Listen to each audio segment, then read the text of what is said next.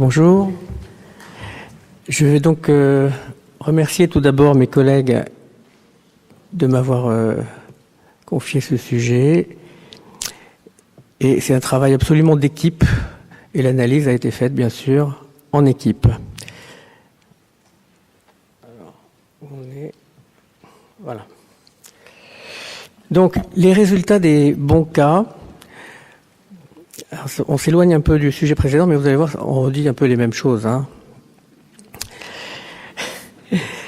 Alors, on a essayé de définir des cas favorables, ce qui n'est pas facile, d'évaluer leurs pronostics en FIV et en ICSI, d'essayer de définir une population de référence pour éventuellement tenter de faire une comparaison objective entre les centres sur des critères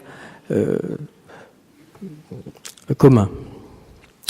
Alors pour cela, en matériel et méthode, nous avons sélectionné tous les centres qui ont adressé leur fiche de ponction et leur fiche TEC sur 2 années, 2004-2005, et dont le système de numérotation permettait de rattacher les TEC à la ponction, donc le chaînage dont Betty vous a parlé, et les ponctions successives d'un même couple pour avoir le suivi des tentatives. On a abouti à 31 058 ponctions sur les 2 ans et 4 178 TEC sur 27 centres. Et à partir de là, on a construit une cohorte de 5 781 couples avec le premier cycle de ponction en 2004 et dont on a suivi les ponctions en 2004 et 2005.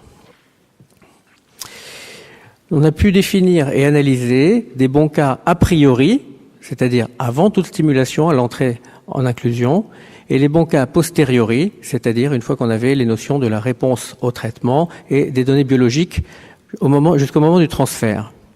Et on a étudié les chances de grossesse cumulées par cycle, donc cumulées, il y a un double sens de cumulé. Quand on parlera de cumulé par cycle, c'est cumul frais plus congelé pour un cycle. Et les chances globales cumulées, c'est-à-dire quand on compte la répétition des tentatives. C'est ça pour 4 tentatives. Les bons cas a priori, on a étudié l'âge, bien entendu, le fait avoir un syndrome des ovaires polykystiques ou pas, la durée d'infertilité, les antécédents de grossesse FIV, le taux de FSH et le rang de la ponction.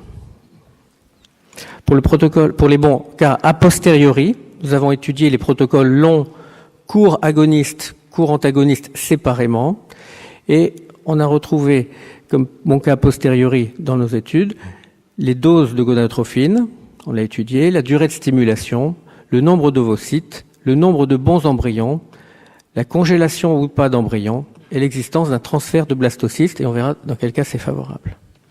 Alors, pour les bons cas a priori, l'âge, comme vous avez dit tout à l'heure, tout tourne autour de l'âge, bien entendu. Vous voyez quand même que il y a clairement 2 classes d'âge, et j'ai pas de pointeur, mais c'est pas grave. Peut-être avec la souris. Est-ce qu'il y a une souris? Non, c'est pas grave. Alors, vous voyez qu'il y a 30,5% pour les femmes de 25 à 34 ans pour une tentative, en cumulant avec les embryons congelés, alors qu'il y a 22% dans les autres classes, et on le voit bien sur les histogrammes en haut, que 2 classes se détachent, les classes de 25-29 ans et les classes de 30-34 ans, où il y a une augmentation des taux de grossesse par rapport aux autres groupes, mais vous voyez quand même que la congélation apporte quelque chose à tout âge. Il y a une augmentation relative des taux de grossesse grâce à la congélation de 10%, que ce soit dans le groupe 25-34 ans ou que ce soit dans les autres groupes. Alors, les bons cas a priori. On a étudié donc la durée de stérilité. La durée de stérilité, elle ne joue pas inférieure à 2 ans, 2 à 4 ans, ça ne joue pas. Ça commence à jouer à partir de 5 ans et ça devient nettement significatif au-delà de 10 ans. Pour les antécédents de grossesse FIV, c'est un élément de bon pronostic. Si une femme a déjà une grossesse, que ce soit une fausse couche d'ailleurs ou un accouchement. Nous avons 28,9% contre 26% s'il n'y a pas cet antécédent. Le fait d'un syndrome des ovaires polykystiques, chez nous, dans cette étude, nous avons retrouvé que c'était clairement un cas de bon pronostic. Évidemment, elles ont plus d'ovules, plus d'embryons congelés, et vous voyez que leur gain se fait surtout au niveau de la colonne avec TEC. 30% versus 26% s'il n'y a pas d'embryon congelé. Vous voyez le différentiel 25,1, 30,8, donc une augmentation de 25% entre 25 et 30,8, grâce aux embryons congelés, contrairement aux 10% de la population générale dont on a parlé tout à l'heure. La FSH, évidemment, c'est un marqueur de la réserve ovarienne. Malheureusement, il y a un peu moins de cas, mais on voit que ça reste un facteur pronostic dans l'étude. Ah, merci beaucoup. Comment elle marche ? Oui. Ça reste un facteur favorable dans l'étude univariée. Le rang de tentative, alors on revient à la discussion de tout à l'heure. Effectivement, nous voyons que les rangs 1 et les rangs 2 donnent clairement les meilleurs résultats, rang 1 et rang 2. Mais par contre, vous voyez qu'en rang 3, rang 4 et rang plus que 5, on obtient encore des taux tout à fait significatifs et acceptables de grossesse. Donc la poursuite des tentatives est un autre débat que le taux actuariel. Il faut bien faire la différence. Dans l'analyse multivariée, nous avons retrouvé ces facteurs, en particulier l'âge qui revient comme facteur fort de pronostic, les antécédents de grossesse par FIV, le syndrome des ovaires polykystiques qui reste dans cette série un facteur de bon pronostic, et le rang 1 et 2 de tentative. La FSH aurait pu jouer un rôle, on était proche de la significativité, mais les effectifs étaient peut-être trop faibles. Et nous avons fait une analyse combinée des différents facteurs a priori, et on peut alors identifier des sous-groupes à très bons résultats pour une seule tentative, jusqu'à 50% de grossesse par ponction, en comptant le cumul avec les embryons congelés.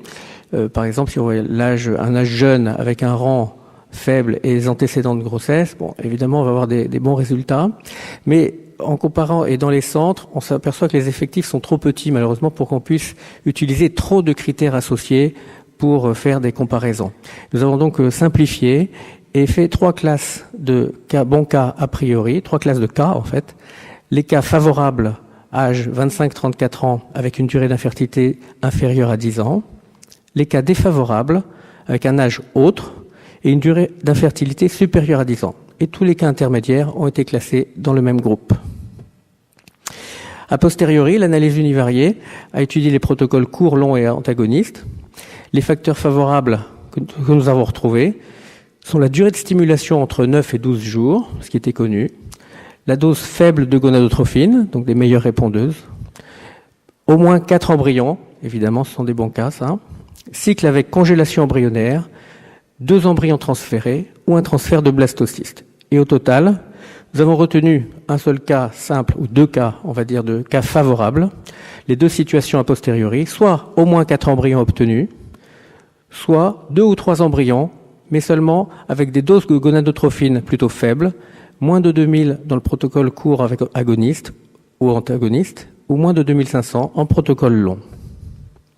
Et quand on analyse ces facteurs a posteriori, on voit bien que les cas favorables, pour une tentative seulement, ont des taux entre 35 et 45% si on considère le cumul avec les embryons congelés. Donc des taux tout à fait satisfaisants. Bien c'est différent des cas défavorables.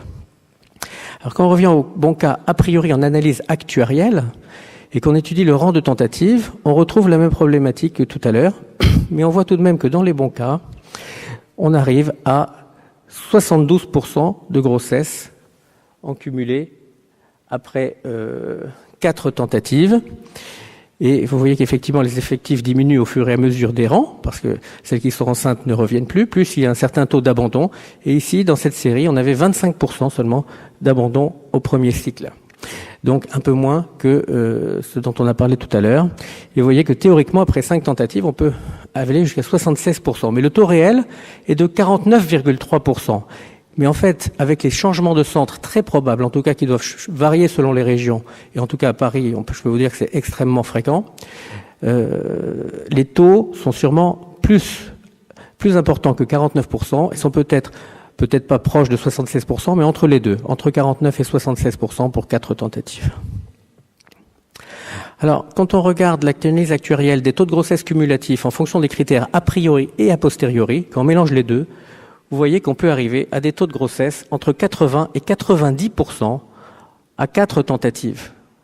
Donc, dans les bons cas qui sont à la fois favorables au début et favorables aux critères biologiques, on arrive à des taux extrêmement bons. Mais vous voyez quand même que les cas défavorables, ou intermédiaires en tout cas, et qui ne deviennent même pas favorables a posteriori avec l'analyse biologique, ont quand même des taux de l'ordre de 50% après 4 tentatives. Et dans cette diapositive, on pouvait remarquer aussi que les cas favorables a priori, le reste a posteriori dans un bon nombre de cas, 30%, peut-être pas assez, un peu moins que ce qu'on attendait, mais peut-être on a pris des critères larges de bons cas. Mais en tout cas beaucoup plus que les cas intermédiaires a priori qui ne sont favorables a posteriori que dans 23%, et les cas défavorables a priori qui deviennent parfois favorables a priori, mais seulement dans 15% des cas.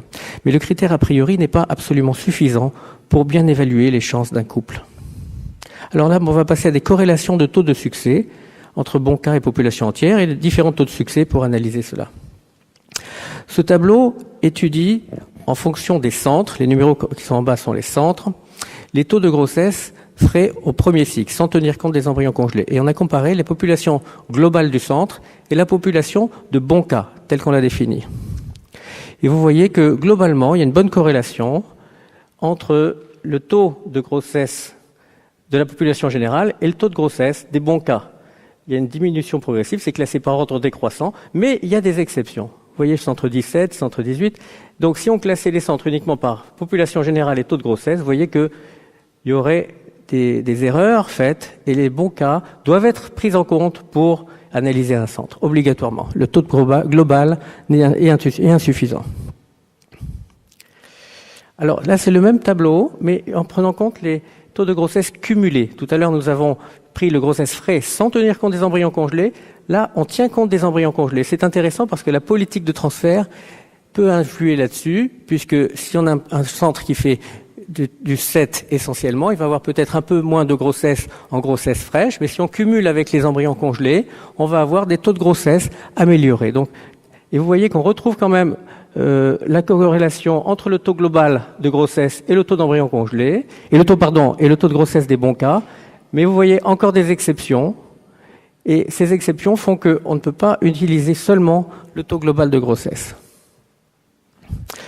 Là, nous avons le taux de grossesse par couple de la cohorte, donc par centre, et là c'est intéressant parce que ce sont des taux cumulés de grossesse sur plusieurs tentatives. On voit tout de suite les taux de grossesse ici en abscisse qui sont beaucoup plus forts. Vous voyez que on peut arriver, et théoriquement, on devrait arriver jusqu'à 75% ou 80% dans ces bons cas. Mais du fait des abandons, on ne va pas y arriver. Mais quand même, on voit bien qu'il y a une corrélation qui reste vraie entre les centres, entre le taux de grossesse et de la cohorte et le taux de grossesse de la population générale. Alors, là, c'est un tableau qui compare les taux de grossesse fraîches et le taux cumulé au cycle 1 des bons cas par centre. Et on retrouve absolument les résultats similaires. Et on voit ici l'avantage, l'apport de la congélation. C'est-à-dire que la différence entre le taux de grossesse fraîche et le taux cumulé, c'est le fait qu'on rajoute les embryons congelés. Donc, l'apport et la qualité de la congélation va être responsable de la différence entre les deux colonnes. Et vous voyez, globalement, il y a quand même une amélioration, un apport des embryons congelés, mais il y a des exceptions avec des centres qui congèlent peut-être plus, ou congèlent peut-être mieux, ou transfèrent moins d'embryons. En tout cas, on ne peut pas uniquement juger le taux global par centre, il faut aussi juger le taux des bons cas et incluant la congélation. Alors ça, c'est savoir est-ce qu'on a une influence du recrutement du centre de bons cas sur les résultats. C'est-à-dire que les centres sont classés en fonction de leur recrutement en ce qu'on appelle des bons cas. Évidemment, cette définition, elle est relative et elle est assez large, donc elle n'est pas précise. Mais on avait vu que c'était âge 25-35 ans et durée d'infertilité inférieure 10 ans. Et on voit que même en recrutant un bon nombre important de bons cas, on n'a plus de corrélation avec le taux de grossesse ici des bons cas, le taux de grossesse de la population entière. Vous voyez que même si on recrute beaucoup de bons cas, ce centre a peu de grossesse en population entière. Alors qu'ici, il y a moins de bons cas et il y a presque 2 fois plus de grossesse pour la population entière. Donc alors l'analyse, on peut en discuter dans la discussion, il y a plusieurs facteurs qui peuvent expliquer ça. Et là, nous avons le même graphique, mais en utilisant les taux de grossesse cumulés, incluant les embryons congelés, et pas seulement les grossesses en transfert frais. Vous voyez que plus on a de recrutement de bons cas, et on n'a pas forcément dans ces cas-là des taux de grossesse meilleurs, même dans la population entière. Donc c'est peut-être... Alors, là, nous avons, voilà, la même chose, la proportion entre le taux de bons cas du centre, et là, on a étudié le taux global de grossesse après 4 tentatives, après le nombre cumulé de tentatives. Et vous voyez que c'est pas du tout corrélé. Le recrutement des bons cas diminue, et plus il y a de bons cas, ici, et dans ce cas-là, on n'a pas forcément des taux de grossesse meilleurs que dans des centres qui recrutent beaucoup moins de bons cas. Donc la gestion et la performance dans les bons cas, c'est important aussi, parce que si on n'est pas bon dans les bons cas, on va baisser le taux de grossesse. Alors évidemment, cette étude que je vous ai présentée a des limites. Ces limites sont que les bons cas, on a défini essentiellement sur l'âge, une population relativement large. Il n'y a pas de marqueur de la réserve ovarienne, c'est une critique. Il n'y a pas d'exclusion des facteurs utérins, qui évidemment limite les facteurs des bons cas. Si on a une évolutivité des grossesses, malheureusement, qui n'est pas complètement renseignée, peut-être que les mauvais cas font plus de fausses couches et les bons cas font moins de fausses couches, donc ça, il manque encore des études à faire. Et simplement, il faut dire que les marqueurs sont peu renseignés par les centres. L'AMH n'est pas remboursée, et je pense que c'est un message aussi, quand je pense que l'inhibine, que j'espère plus personne ne fait pour les marqueurs, sont remboursés et pas l'AMH, il y a vraiment des anomalies à corriger vite au niveau des tutelles. L'âge est cependant un critère assez efficace, puisque le pronostic cumulé de grossesse dans les bons cas est de 75 à 80% après 4 tentatives. En conclusion, la différence de résultats entre les centres ne sont pas très liés à la sélection de bons cas. En tout cas, les taux faibles des centres qui recrutent des bons cas sont peut-être aussi un sujet à analyser, peut-être en détail, in situ. D'autres facteurs interviennent. Est-ce que la politique d'annulation intervient? Est-ce que la politique de transfert intervient? La qualité clinico-biologique, c'est un point d'interrogation.